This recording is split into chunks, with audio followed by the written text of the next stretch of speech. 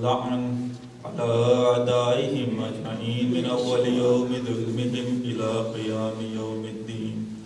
أما بعد، فقال الله سبحانه وتعالى في كتابه المبين وقوله الحق.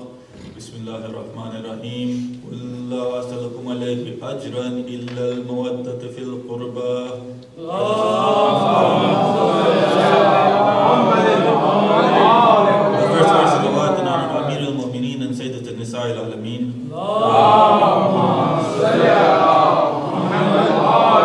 second verse, salawat in honor of Hassan and Hussein, the masters of the youths of paradise. And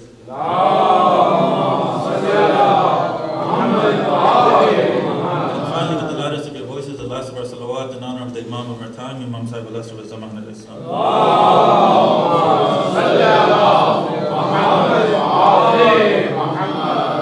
Dear brothers and sisters, Assalamu alaikum wa rahmatullahi wa barakatuh.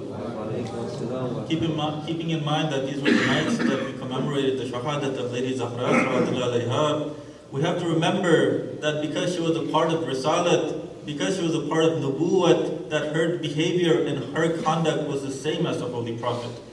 The same way that Allah subhanahu wa ta'ala had chosen Lady Maryam and made her an example for all the women to follow, the same way Allah subhanahu wa ta'ala had chosen Lady Zahra and He had also made her for every woman to follow. The commonality that you find between both of these personalities is what? The commonality that you will find between them is the religious responsibility that they upheld. What is the religious responsibility? What is the most important aspect of religious responsibility? Which is to save the religion, which is to spread the religion, saving it and spreading it. Lady Maryam, how did she save it? How did she spread it? Was it not to Hazrat Isa alayhi salam that she saved Allah subhanahu wa ta'ala's religion? Is it not to Hazrat Isa alayhi salam that she spread Allah subhanahu wa ta'ala's religion? When you look at the story of Lady Maryam, as soon as Nabiullah Isa was born, and when it was time to proclaim his prophethood, what did Hazrat Maryam do? With that newly born infant in her arms, she goes courageously in front of the rabbis of her time, so Nabiullah Isa can speak. And what does he say? قَالَ إِنِّي عَبْدُ اللَّهِ أَتَانِي الْكِتَابَ وَجَعَلَنِي نَبِيًّا. Nabiullah Isa, he says that I'm a servant of Allah subhanahu wa ta'ala. I've been given the book and I've been given prophethood. Even though he said all of this, there were very few people, there were very few rabbis who accepted Nabiullah Isa's word. The majority of them, they rejected him. They rejected the truthfulness of his statement. They rejected his prophethood. But you have to remember that there's one thing that's a requirement in order for you to spread the religion. One thing that's required of you in order for you to save it. And what is that? It's the knowledge of the religion. If you don't have knowledge of your own religion, how are you going to spread it? How will you spread it? Tonight I want to look at the knowledge of Lady Zahra. It should be enough. It should be enough to show us what the knowledge of Lady Zahra was when the Imams themselves, whenever they used to tell us about an event that's supposed to come, they always used to say that we've seen this written in Sahifatul Fatima. All of the Imams. When they would tell about future events, they would say that we've seen this and say it's written like this in Sahifatul Fatima. This is the knowledge of Lady Zahra. This is the knowledge. But when we talk about knowledge, who do we usually associate knowledge with? Babulilm, Amir al-Mu'minin alayhi salam. We associate knowledge with Babulilm. There's no denying this fact. When you look at the Nahju Balagha, but you and I will not be able to know how much knowledge a person has until this person speaks. When Allah subhanahu wa ta'ala spoke through the Holy Prophet, Allah's words became the Quran. When Amir al-Mu'mineen spoke, his words became Nahju Balagha. From the Quran, we see the Balaghat of Allah subhanahu wa ta'ala in the form that it could take, in the best form that it could take in this world. From the Nahju Balagha, we see the Balaghat of Amir al-Mu'mineen. To this day, when people who understand Arabic, who can read Arabic, write Arabic, when they read the Nahju Balagha, They say themselves that after Allah subhanahu wa ta'ala and the Holy Prophet, it was this man, Ali ibn Abi Talib alayhi salam, who was the most baligh in the language of Arabic. The most eloquent. And there's no doubt, when you look at the Nahj Balagha, when you read the Nahj Balagha, you'll have sermons from Amir al-Mu'mineen about Tawheed, about Adal, about Nabuwat, about Imamat, about Qayamat, about how or why the ant was created, about how the soldier should be trained. You'll have sermons in there about how soldiers should be trained and how rulers should rule over everyone. But still, students in Qum, they went and they complained to Ayatollah Jawad Amili, and they said, we have very few sermons from Lady Zahra salawatullah alayha. We have very few sayings of Lady Zahra salawatullah alayha. And do you know what Ayatollah Jawad Amili said? He laughed and he said, you're absolutely right. We have very few sermons of Lady Zahra salawatullah alayha, but do you not know? Do you not know that the sermons of Amir al-Mu'mineen alayhi salam in the Nahj Balagha, all they are a tafsir of Khutbatul Fadq? The sermons of Amir al-Mu'mineen are a tafsir of Khutbatul Fadq. When you read Khutbatul Fadq, what is it about? A lot of us will think that it's only about Hazrat Zahra salawatullah alayha asking for her right. That's true, that's a portion of it. But is that all of it? No. Why does Ayatollah Jawad Amili say this? Why does he say that it's just a tafsir of Khutbatul Fadq? Because when you read Khutbatul Fadq, Lady Zahra salawatullah alayha, when she talks about Allah subhanahu wa ta'ala, she says, who cannot be perceived by vision, neither described with tongue, nor can imagination surround his state. He originated things, but not from anything that existed before them, and created them without examples to follow. Rather, he created them with his might and dispersed them according to his will. Not for a need did he create them, nor for a benefit for himself did he shape them, but to establish his wisdom, bring attention to his obedience, manifest his might, lead his creatures to humbly venerate him, and to exalt his decrees. This, a portion of Lady Zahra salawatullah's sermon. What is the tafsir of this?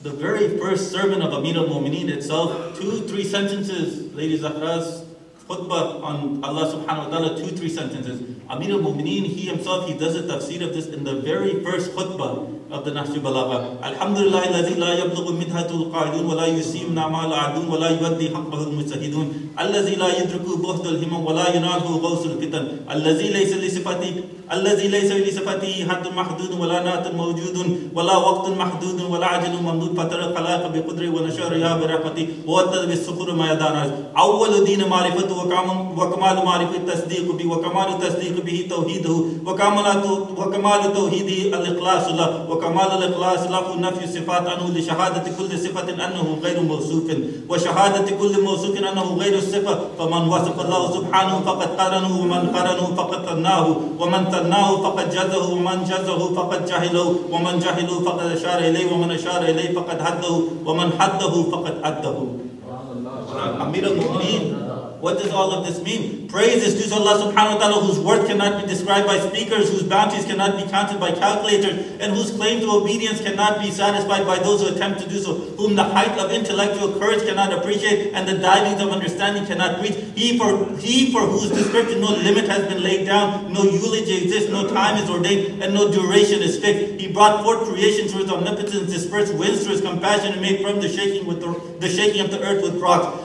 The foremost in religion is acknowledgement of Him. The foremost in religion is acknowledgement of Him. The perfection of acknowledging Him is to testify Him. The perfection of testifying Him is to believe in His oneness. The perfection of believing in His oneness is to regard Him pure. The perfection of regarding Him pure is to deny Him attributes. Why? Because every attribute is a proof that it is different from that to which it is attributed to, and everything that which is something is attributed to is different from the attribute. Thus, whoever attaches attributes to Allah subhanahu wa ta'ala recognizes His like, and whoever recognizes His like regards Him too, and whoever regards Him too recognizes parts for Him, and whoever recognizes parts for Him mistook Him, and whoever mistook Him pointed at Him, and whoever pointed at Him admitted limitations to Him, and whoever admitted limitations to Him numbered Him. This is the meaning of that khutbah.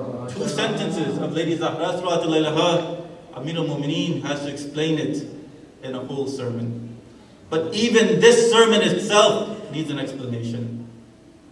Even this sermon of Amir al-Mu'mineen itself needs an explanation. So what does it tell you about the knowledge of Lady Zahra salawatullah anha? When the explanation of her sermon also needs an explanation. Can I give you the explanation of what Amir al-Mu'mineen? No. I can't give you. The ulama are still trying to figure out everything that Amir al-Mu'mineen said in this sermon. And this is just an explanation of what Lady Zahra salawatullah anha said. This is her knowledge. When you look at the khutbah itself, is this all she speaks about? Is it all she speaks about? Is that all she does? She asks for her right? Why does she ask? If this is all she spoke about, why in her sermon does she ask rhetorically, have you left the religion of Allah subhanahu wa ta'ala? Why does she ask in her sermon? Why does she ask in her sermon that have you left the book of Allah subhanahu wa ta'ala? Have you disregarded the book of Allah subhanahu wa ta'ala? Why does she ask that? When you read the sermon, brothers and sisters, you realize that there was something else that Lady Zahra salawatullah anha wanted to do. She starts off the sermon by reminding everyone about Allah subhanahu wa ta'ala. That was how every imam, when they started sermons, that's how they started. They praise Allah subhanahu wa ta'ala. What was she trying to say in her sermon? That these people, right after the Prophet had left, they had turned back to their old ways. That's exactly what she was trying to say. That these people had turned back to their old ways.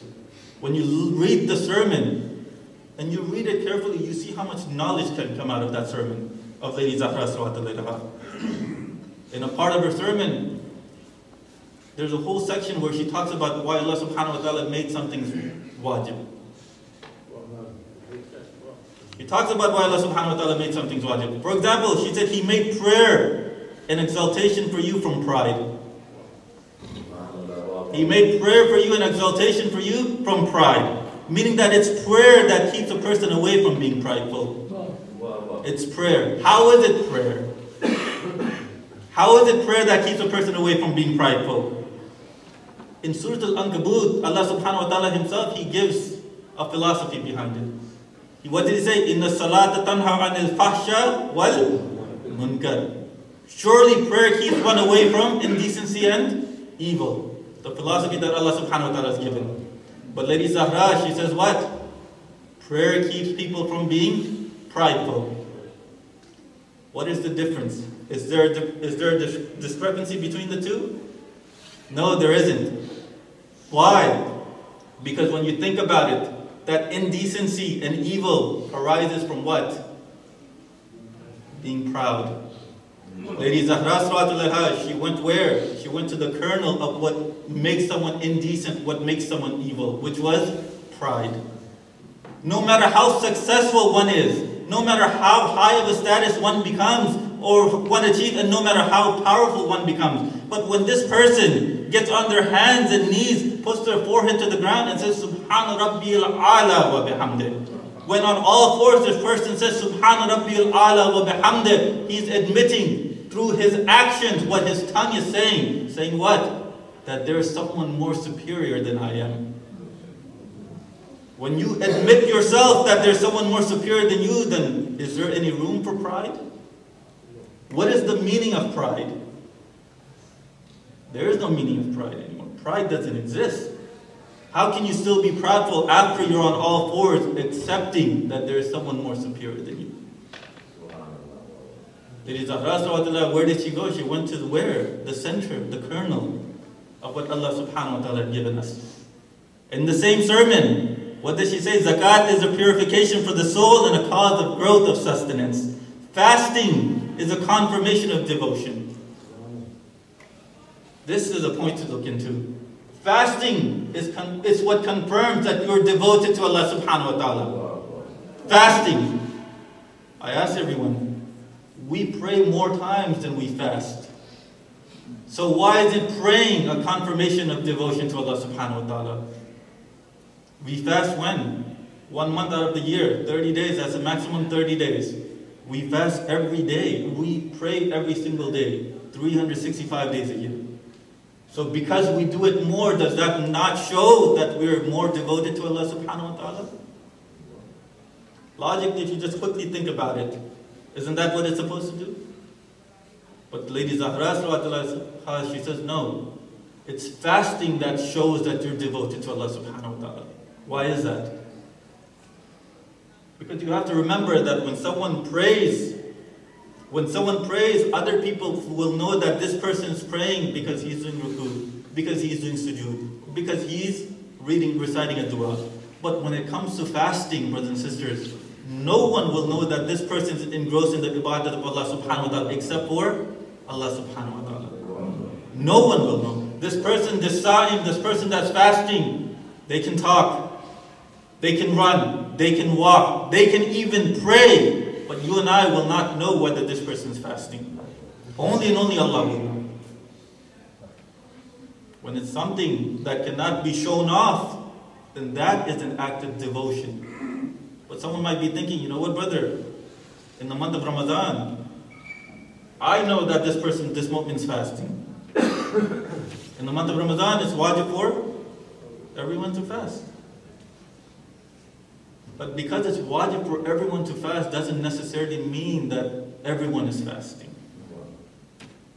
A person that's sick doesn't need to fast. A person that's very old in age who cannot fast doesn't need to fast. So even in the month of Ramadan, you and I can assume that this person is fasting, but we will not be certain about this person's fasting. The only person that's certain is that person, Allah subhanahu wa ta'ala. Just these two people, that's it. The thing is that none of us have actually read the sermon of Lady Zahra sallallahu alaihi wasallam. Tonight, I just want to look at some of the things that Lady Zahra said like these, and what were the rebuttals that Lady Zahra gave when the leaders of that time took her right away.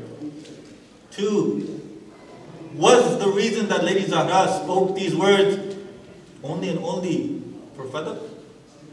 Or did it have an ulterior motive? If there was an ulterior motive, then what was it? This is what I want to look at. But before we begin, we need to know what fadak was. They say in historical books is that Fadak was a city situated about 2 to 3 days from the city of Medina. And Fadak was given to the Holy Prophet after the conquest of Khaybar. What happened was after Khaybar was conquered, the Holy Prophet, he wanted to invite the people over there to Islam. They didn't want to become Muslim. 150% totally against what the Muslims today are doing. The Holy Prophet, when they decided not to become Muslim, did he go and wage a war against them? Did he go and kill them? No, he didn't. Today the Muslim, if someone doesn't want to become Muslim, what did they do? What did the Holy Prophet do? He sent one of his messengers for them to accept Islam. When they rejected, they gave the Holy Prophet, they said, no, we will not accept Islam, but we'll give the Holy Prophet this land of Fadak. When they gave him the land of Fadak, this land, even the historical accounts, they say that this land belongs exclusively to the Holy Prophet. How? Even in fiqh, there are 2 types of spoils. One is a spoil of war, which is called ghanima. That means that if there was a war to take place and whatever spoils are left, whether land, swords, armor, whatever it is, that's called ghanima. There's another spoil that is there, which the Muslims did not fight any war for, and that type of spoil is called fay. In Islamic fiqh, that's what it's called. And because there was no war that took place for fadak, Allah subhanahu wa ta'ala said that this land is considered to be fay. And fay is the exclusive right of only and only the Holy Prophet. And then when the verse was revealed to give the nearest of kin the right, the Holy Prophet, historical books, I'm not making it, historical books, they say that when that verse was revealed, the Holy Prophet, he gave fadak to Lady Zahra as soon as it was revealed. But what had happened? When the historical accounts, they say that it was already given to him right after the Holy Prophet passed away, it was taken back from the Lady of Light. And the reason he gave, first, Lady Zahra, she said, it was a gift to me. It was a gift to me from the Holy Prophet. And she took Amir al-Mu'mineen as a witness. She took Umayma as a witness. And what did he do? He rejected both of them. He rejected Amir al-Mu'mineen and Umayma. What was his reasoning? He says, I need 2 men to testify in litigation. I need 2 men to testify in litigation. So when this didn't work, Lady Zahra said, this is my inheritance right. Give it to me. That's when he used that's when he used this made-up narration where he says that I've heard the Holy Prophet say, we prophets do not leave any inheritance behind. What we leave behind is zakat for the people. What was the answer that Lady Zahra gave? When you read her sermon, you find out when her servant was named, when her servant was the talking Quran, what do you think the Lady of Light would have been? What do you think the Lady of Light would have been? She spoke in her sermon. Even the people that are familiar with Arabic, they said, when they read the sermon of Lady Zahra, they say, we don't know where her sermon starts and where the Quranic ayah starts. We don't know. Amir al-Mu'min Ashib Balaga, you can see they themselves say, we can tell that this is Amir al-Mu'min speaking, this is where the Quranic ayah is starting. But Lady Zahra's sermon, they say, we can't tell. It's very difficult for us to tell where she's speaking and where the Quran is starting. This is the knowledge of Lady Zahra's talk. Many of us, we don't know. If I was to ask a lot of people, what does it talk about? We wouldn't know. We wouldn't know. Why is that? Why don't we know what Lady Zahra spoke in that sermon? Is this how much love we have for her? Yes, we beat our chest, and on the Day of Judgment we will be rewarded for that. But is that all that's of us? Is that all that we need to do? Do we not need to know about these personalities and what they went through? So why don't we do it? But Lady Zahra, when she was given that, when she was given Fadaq, after it was taken away, she went to the courtyard and she gave her sermon. But in that sermon, what does she say? What does she say in that sermon? She goes on, and when Abu Bakr, he says, no, I heard the Holy Prophet say this. She says, Abu Bakr, if you look at how Amir al-Mu'mineen referred to him, and you look at how Lady Zahra referred to him, they never referred to him as Abu Bakr. They never referred to him by that name. It shows you how angry they were. Yabna Abi Aha. They never used his name. When it came to her inheritance right, Lady Zahra, she said, oh Muslims, will my inheritance be usurped? Yabna Abi Quhafa. Where is it in the book of Allah subhanahu wa ta'ala that you inherit from your father, but I do not inherit from my father? Where is it in the book of Quran? Surely you have come up with an unprecedented thing. Do you intentionally abandon the book of Allah and cast it behind your back? Why is Lady Zahra saying, do you intentionally do this? Because this is exactly what had been done. Do you not read where it says, and Sulaiman inherited from Dawood? And where it's narrated the story of Hazrat Zakaria, where Hazrat Zakaria, he says, so give me an heir from yourself, who will inherit me, inherit the progeny of Yaqub. Hazrat Yaqub is a prophet, Hazrat Zakaria is a prophet. He's asking for inheritance. You claim that I have no share and that I do not inherit my father. This is something to think about. What does Lady Zahra say? She says, what?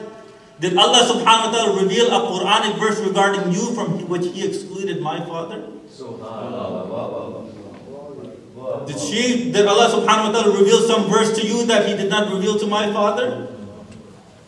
What was He going to say? Or is it that you have more knowledge of the Quran than my father and my cousin Ali ibn Abi Talib? When neither was the case, what was the claim?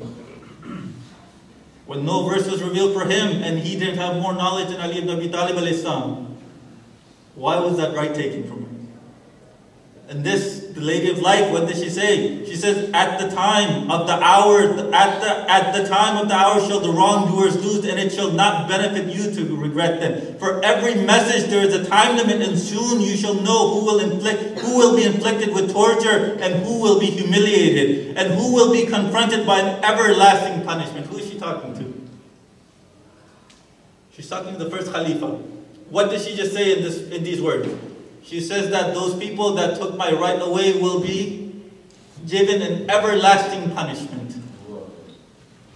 Not just a punishment that they'll be taken out of after a couple of years. No, an everlasting punishment. This is Siddiqatul Tahira who's saying this. That means what? That means what she says is bound to happen. Yes or no? Everything she said is bound to happen. 1. 2. Even this, when you look at the khutbah and you read what they did. Allah subhanahu wa ta'ala, He says in the Quran, وَمَنْ لَمْ يَحْكُمْ بِمَا أَنزَلَ اللَّهُ فَأُولَٰئِكَ هُمُ الظَّالِمُونَ. 1. Meaning that those people that do not judge according to what Allah subhanahu wa ta'ala has revealed, they're known as Zalim. Verse 47, what does it say? وَمَنْ لَمْ يَحْكُمْ بِمَا أَنزَلَ اللَّهُ فَأُولَٰئِكَ هُمُ الْفَاسِقُونَ. The ones that do not judge by what Allah subhanahu wa ta'ala has revealed is Fasiq. Zalim, Fasiq. 2. Third, وَمَنْ لَمْ يَحْكُمْ بِمَا أَنزَلَ اللَّهُ فَأُولَٰئِكَ هُمُ الْكَافِرُونَ. The ones that do not judge according to what Allah subhanahu wa ta'ala has revealed are known as Zalim, Kafir, Fasiq. When Quran is Samit is saying that these people that do not judge according to the right or according to the revelation of Allah subhanahu wa ta'ala are known as Kafir. Why are you angry at me if I say they're Kafir? Why are you angry at me if I say that they're Kafir? Why are you?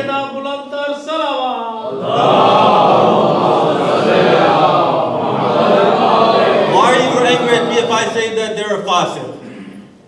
Quran and Natiq. Quran and Samit. The Quran Samit. Quran and Natiq.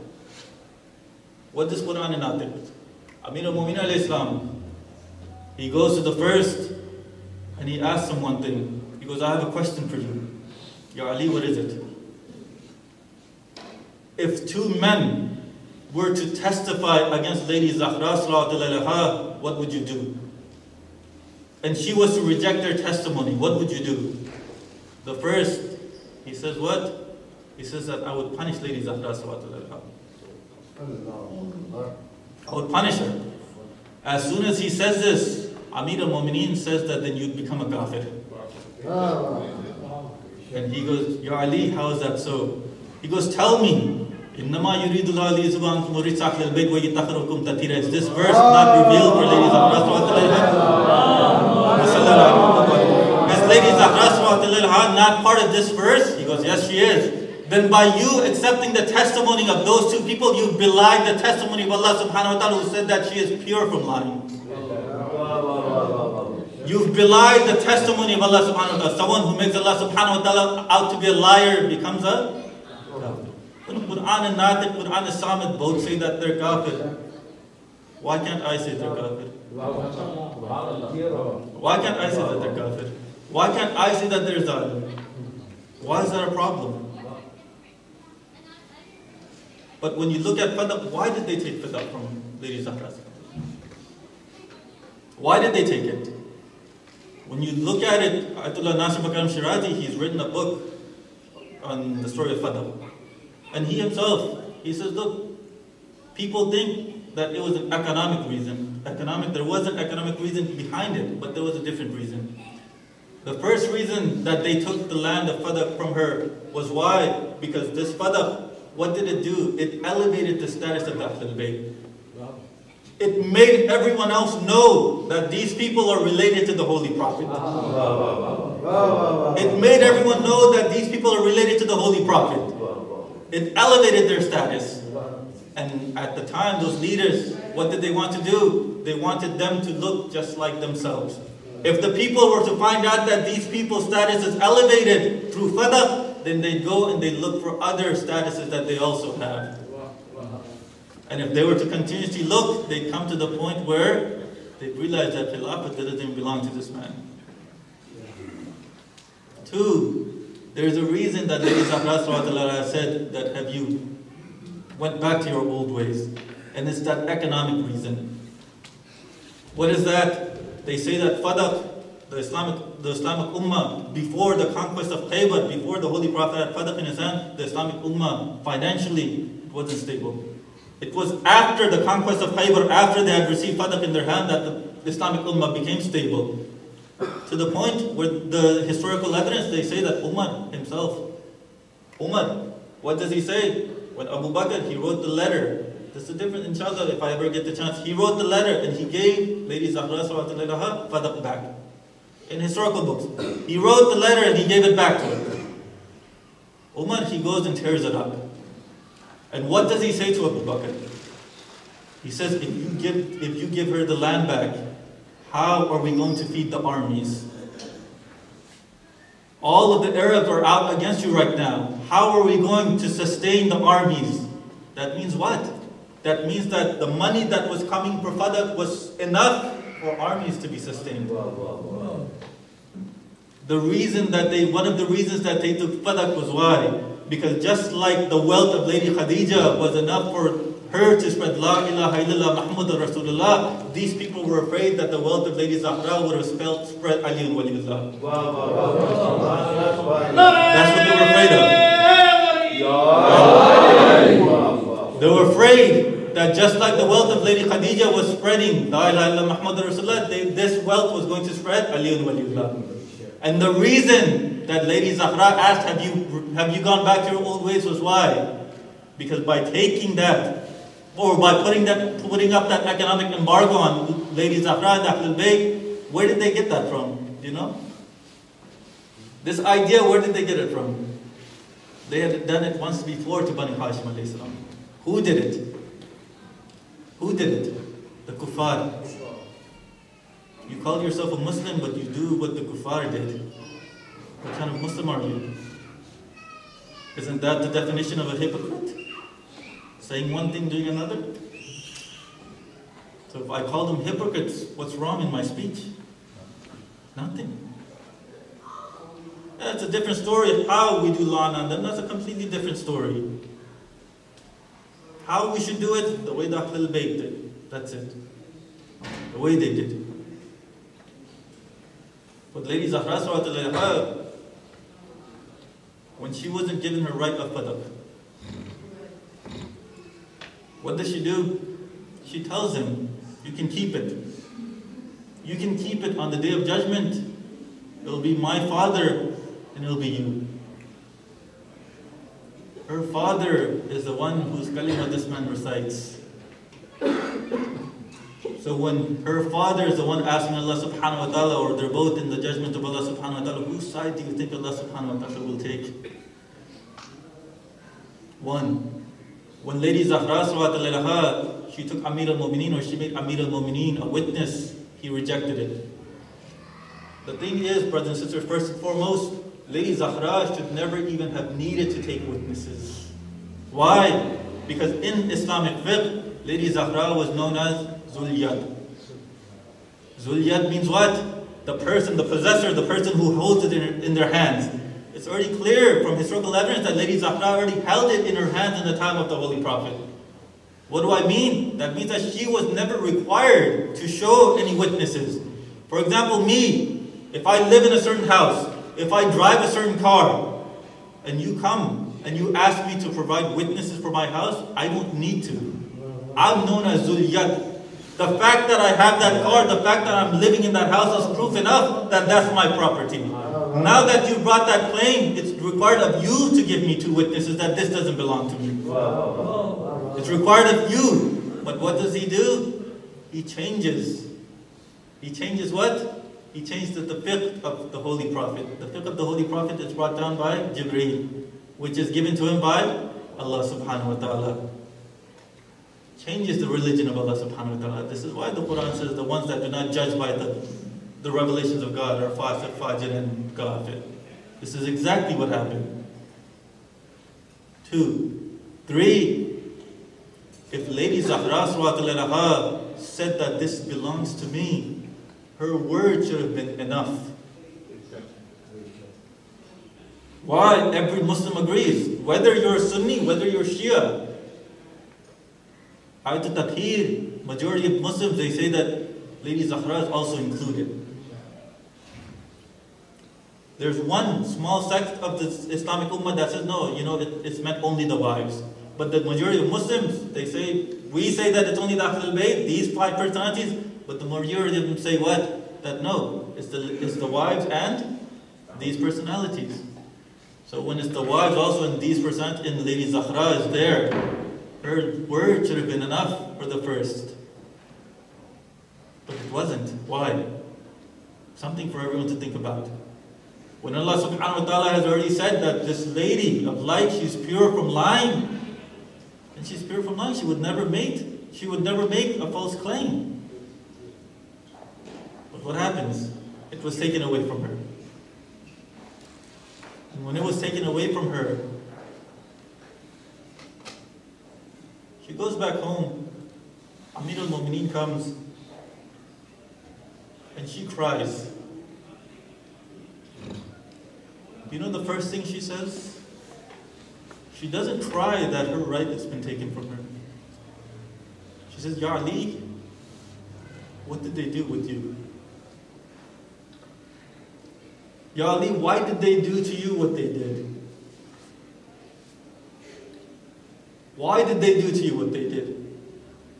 Do all the Muslims not believe in the last sermon of the Holy Prophet? Did he not say, I'm leaving behind you two weighty things? Did he not say that Ali, all the Muslims, they believe that the Holy Prophet said, Man kuntu mawla fahaza? Do they not at the very least believe that Mawla here means friend? We say Mawla means master, but they say Mawla means friend. Is that how you treat a friend? You put a rope around his neck and you drag him out? Is that how you treat a friend? You put ropes around his hands and you drag him out of the house? What kind of friendship is this? Sallallahu alayka ya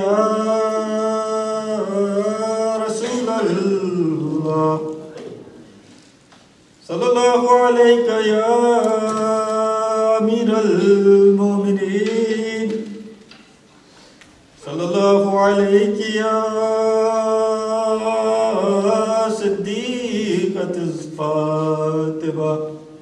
یہی شہزادی ہے جو بابا کے قبر پر رو کے فرماتی ہے سبت علی المصائب لو انہا سبت الیام یسرن اللیالیا. میرے اوپر ایسے مصائب گزرا اگر دنوں پر گزر جاتے تو راتوں میں تبدیل ہوتے. فاطمہ فاطمہ وہ جس کی ہاتھوں کو چوم کے رسول خدا کہے اے میری نور نظر میرے ماں باپ آپ پر نثار ہو. فاطمہ کون ہے؟ رسول خدا گزرنے سے چند دن پہلے شہزادی کی گھر کی طرف دیکھ رہے تھے اور پوچھا جاتا یا رسول اللہ فاطمہ کا گھر دیکھ کے کیوں رو رہے ہیں؟ رسول اللہ فرماتے شخص میری قبر بھی تر ہے. میری فاطمہ در و دیوار کے بیچ میں گر چکی ہے اور آواز دے رہی ہے بابا جان جس دروازے پہ آپ آ کے سلام کرتے تھے بابا جان وہی دروازہ گرا گیا اور اس کے بعد میری نور نظر بے ہوش ہو گئی. ازادارو جب ظالم شہزادی کے دروازے پر آئے تو کہا دروازہ کھول. اے لوگ آپ کیوں آئے ہو؟ ہم علی کو لینے کے لیے آئے ہیں. دروازہ کھولو ورنہ اس گھر کو جلا دیں گے. شہزادی جواب دیتی ہے یہ میرا گھر ہے میں بنت رسول ہوں تب بھی ہم جلائیں گے. کیا تم میرے سمیت جلاؤ گے؟ ظالم کہتا ہے ہاں جلائیں گے. یہاں زہرا نے جواب دینا شروع کیا. وہاں سے ظالم نے دروازے کو لات ماری اور فاطمہ در و دیوار کے بیچ میں یا ابتی کہہ کے بے ہوش ہوتی ہے. آسمہ بنت امیس پکارتی ہے یا بنت رسول آواز دے دو. آواز نہیں آئی. اے ابو الحسن کی زوجہ آواز دے دو. آواز نہیں آتی ہے. ایک دم سے آسمہ بال کھینچ کے آواز دیتی ہے اے ام الحسین آواز دے دو. فوراً شہزادیاں کھولتی اور فرماتی ہے این الحسین میرے حسین کہاں ہے؟ آسمان نے شہزادی کو اپنے زانو پر بلند کیا اور شہزادی پوچھے آسمہ علی کہاں ہے؟ علی کہاں ہے؟ شہزادی علی کو لے چکے ہیں. علی کو غسیتے ہوئے لے جا رہے ہیں. شہزادی اسی کامتی ہوئی حالت میں نکل جاتی ہے. اے لوگوں اترک علی علی کو چھوڑ دو ورنہ میں بد دعا کروں گی. lillahi wa inna ilayhi raji'un. Ya Allah, I ask you to please forgive the sins of all the mu'mineen that are here. I ask you, Allah, to forgive the sins of all the marhumeen mu'mineen that do not have anyone to pray on their behalf. Ya Allah, everyone that is gathered here, everyone that is gathered in the world, all the Shi'an of Ali al-Qarrar, please forgive their sins. Alhamdulillah Rabbil Alameen.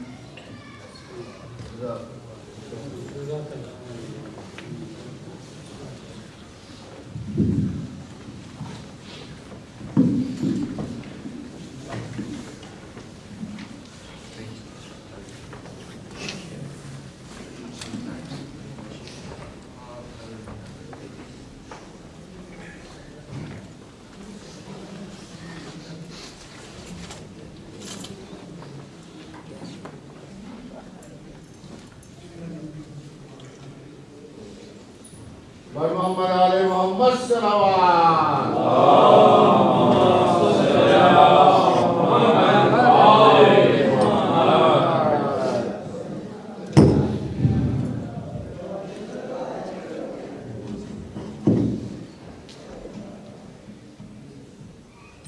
برائے خوشنودی معصومین علیہ السلام نعرہ السلام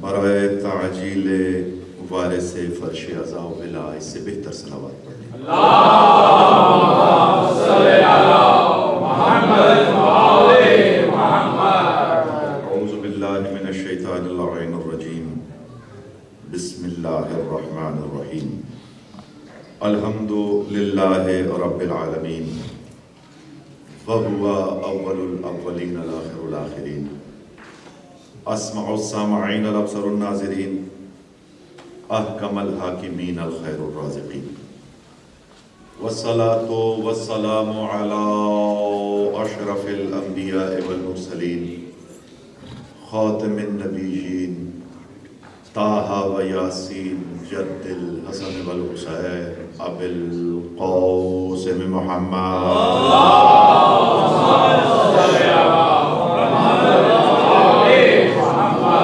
وبارک وسلم علی اولادہ الطیبین الطاہرین المعصومین ولعن اللہ علی اعدائہم اجمعین من یوم عداوتہم الی یوم الدین وبعد فقد قال الله تبارك وتعالى في محكمه الكلام المبين وهو أصدق الصادقين بسم الله الرحمن الرحيم صلوات محمد وعلى محمد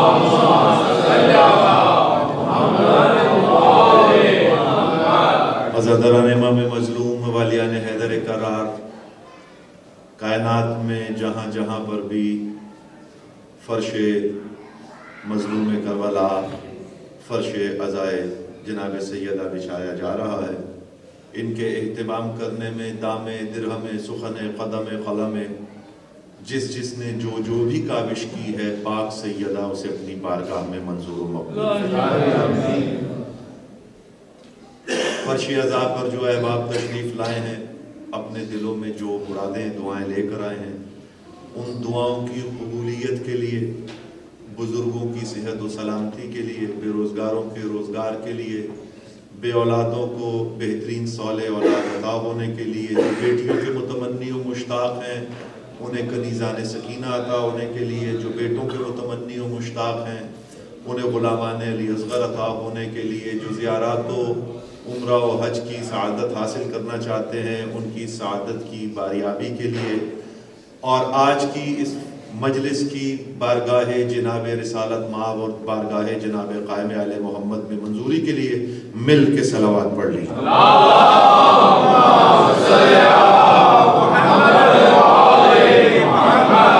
اس سے پہلے کہ مجلس میں کچھ عرض کروں تمام احباب سے گزارش ہے کہ جناب سید رضا حسین شیرازی مرحوم سیدہ انجم فاطمہ مرحومہ اور سید راشد علی شاہ مرحوم ان کی ایصال کے لیے اور جو ہمارے مرحوم علماء عظام ہیں، شہدائے ملت جعفریہ ہیں، ان کو بھی اپنے ذہن میں رکھیے، اور الخصوص ان احباب کو اپنے ذہن میں رکھیے جن کا اب اس دنیا میں کوئی فاتحہ پڑھنے والا نہیں۔ الفاتحہ۔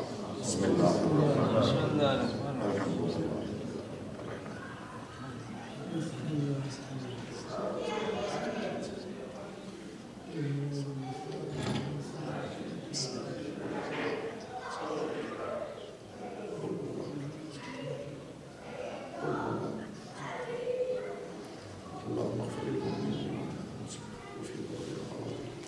صلوات بر محمد و آل محمد۔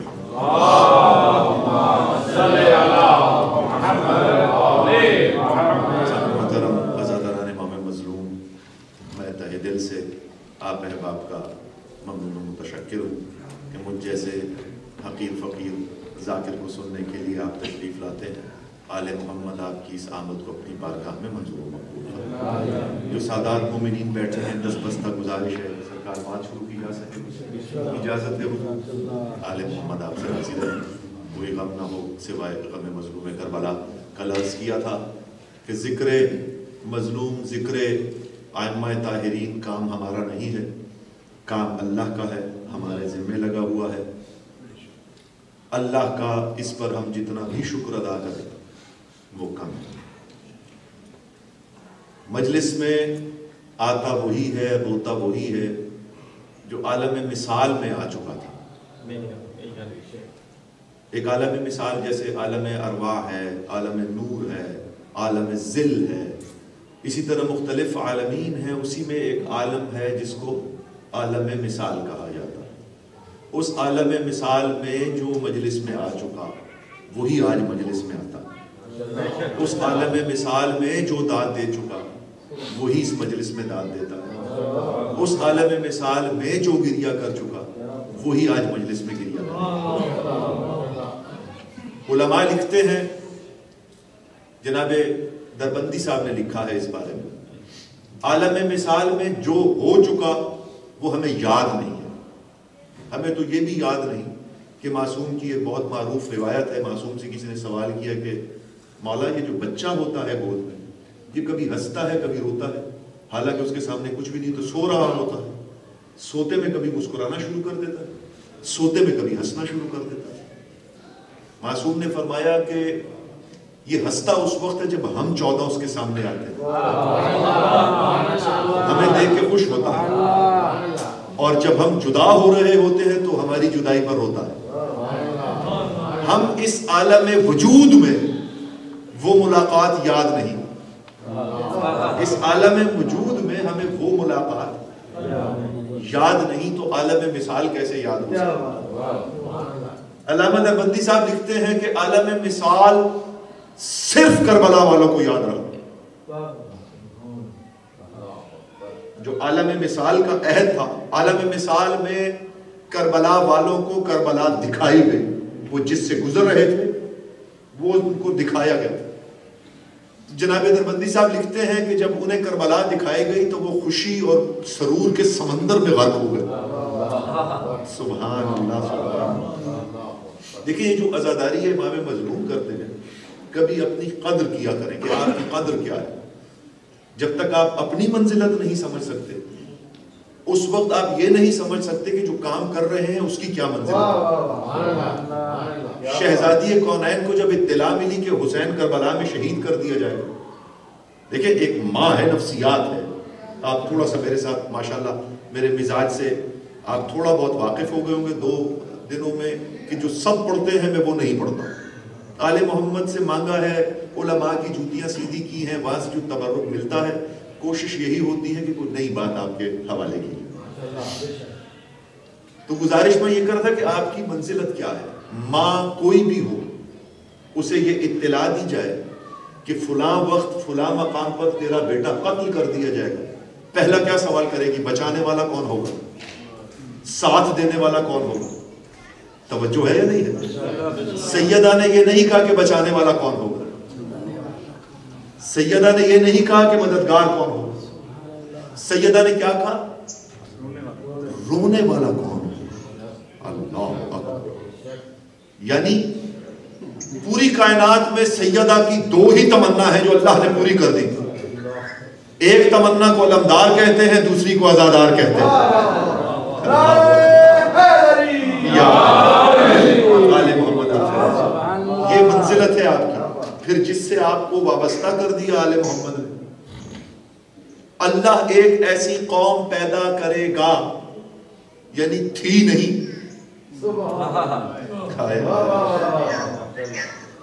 جن رونے والوں کا آدم کی صلب سے تعلق نہ ہو, آل محمد کا آدم کی صلب سے کیا تعلق بنتا ہے؟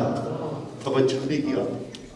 کربلا کی جو زمین ہے یہ آدم کی خلقت سے کتابوں میں لکھا ہے کہ 4000 سال پہلے یا 40,000 سال پہلے خلق کر دی گئی. توجہ ہے یا نہیں؟ کربلا کی زمین علماء نے کتابوں میں لکھا ہے. دربندی صاحب والا میرے ذہن میں ہے, میں بھی وہاں آؤں گا مختصر سا. کربلا کی زمین آدم کی خلقت سے دونوں روایات کتابوں میں موجود ہے 4000 سال پہلے یا 40,000 سال پہلے بنا دی گئی. دیکھیں فقہی ایک مسئلہ ہے. قبلہ تشریف فرما ہے, بڑے عالم کے فرزند ہیں آل محمد. وہ جو امامے کا سلسلہ ہے وہ آگے تک چلا رہا ہے. جس گھر میں عزادار کے گھر میں عزادار ہو جائے تو کتنے فخر کی بات ہوتی ہے, لیکن جب کسی عالم کے گھر میں ایک